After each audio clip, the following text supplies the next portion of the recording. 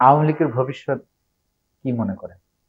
আমি জানি না, বাংলাদেশের জনগণ জানে। আমার মনে হয় না এত বড় খুন করে মডার্ন হিস্ট্রিতে কোনো পার্টি টিকে গেছে। আর আপনার তো খুন তো শুধুমাত্র জুলাই অগাস্টে না, তারা তো খুন করছে। তারপরে বড় কথা হচ্ছে হাজার হাজার ছেলে অন্ধ, ইনজুর্ড হয়েছে, তার মধ্যে কয়েকশো ছেলে চোখেই দেখতে পারে না। এটা তো জীবন্ত, এইগুলো উদাহরণ তো আমার আপনার পাশেই আছে। হাজার হাজার লাখ লাখ ছেলেকে মিথ্যা কেস দেওয়া হয়েছে। পুরো বিএনপির সাথে কথা বলেন, বিএনপি কালকেই তো মির্জা ফখরুল বলেন যে তাদের 1700 জন গুম হয়েছে। একটা দুইটা লোক তো না, 60 লাখ নেতা কর্মীদের বিরুদ্ধে মামলা। তো এত কিছু করার পরে আপনি এই কাজগুলো করছেন কেন, করেছিলেন কেন?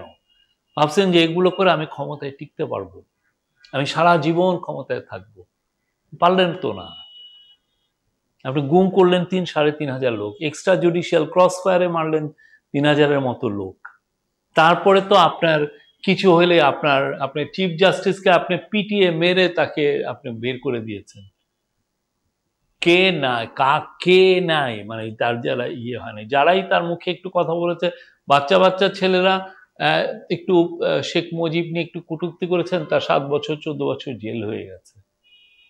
কি ভয়ঙ্কর একটা মানে রাজত্ব কায়েম করেছিলেন।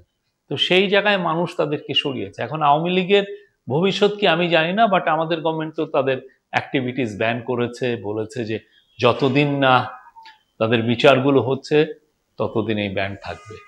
আওয়ামী লীগ নিয়ে নাশকতার কথা বলা হচ্ছে যে আগামী কয়েকটা দিন তারা গোপন এবং নীল নকশা আঁকছেন। এটা আইন শৃঙ্খলা বাহিনী ভালো বলতে পারবেন, বাট আমাদের মধ্যে তো রেডিনেস আছে, আমরা প্রিপেয়ার্ড। আমাদের আইন শৃঙ্খলা বাহিনীও যথেষ্ট প্রিপেয়ার্ড, তারা এখনো যথেষ্ট কনফিডেন্ট, যে কোনো সিচুয়েশন আমরা ট্যাকেল করতে পারবো।